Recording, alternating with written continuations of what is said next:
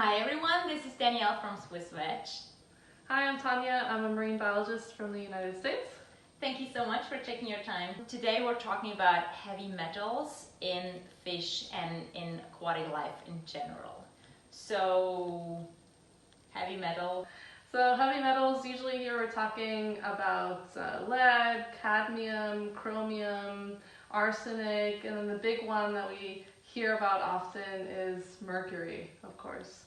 And mercury is particularly a detrimental metal because it can exist in the form of methylmercury that can really travel through your body, bind to different cells, and causes a lot of problems for people. Okay, and this occurs within which aquatic life? Anything, everything. So from plants to bivalves, so we're talking here about scallops, mussels, and to fish throughout the food chain. Wow, okay. Yeah. Why is it happening? Metals can enter the water in natural ways. So if you have a volcanic eruption or a forest fire, then metals can enter the environment that way. But of course, our burning of fossil fuels or also production of paint, for example, or electrical equipment also produces metals that enter the water. Okay. How's this affecting the fish?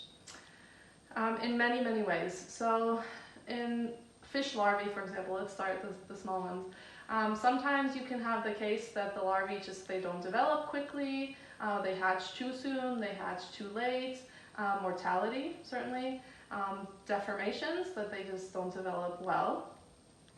And then as you continue through adulthood, obviously a fish that doesn't develop well won't turn into an adult that can reproduce well. And so also what you have in fish are problems with their gonads, so their sperms and their eggs, that the quality is just very poor, which then means that they can't contribute to the next population. Okay, how is this affecting people that eat fish?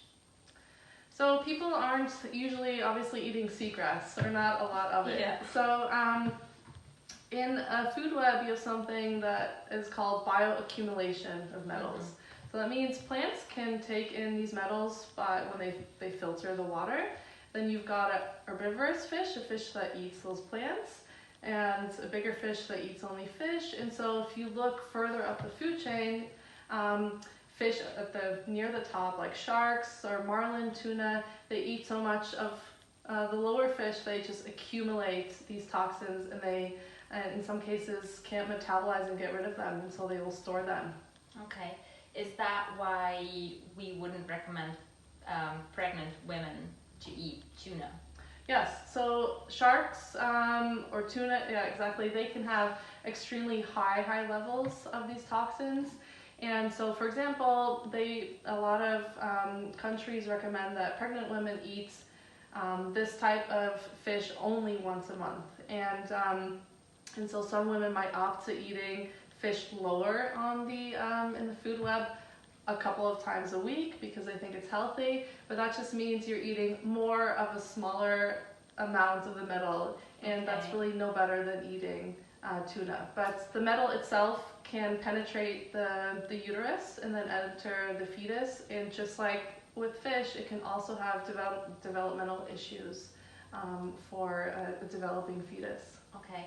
Are there any regions where I could get fish from where I could, limit the risk? Well, if you know where you're getting your fish from, that's impressive.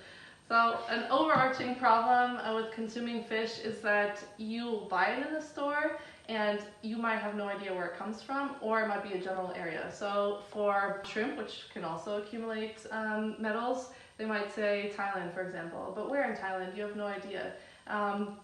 It's better not to eat fish that are caught right near mouths of rivers, by industrial areas where metals just come into the waterways a lot more than other areas. But you have no idea where that fish was actually caught. So it is very difficult to avoid it.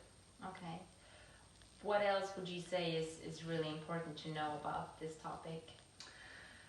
It doesn't just affect fish, so bivalves as well, as we were saying, mussels, and also crustaceans, shrimp, lobster, it affects the entire food chain and or web rather. And my personal take on it is that a recommendation that a pregnant woman shouldn't be consuming fish with heavy metals is probably indicative, or probably means that adults should question whether that's something that they should be ingesting as well. Okay.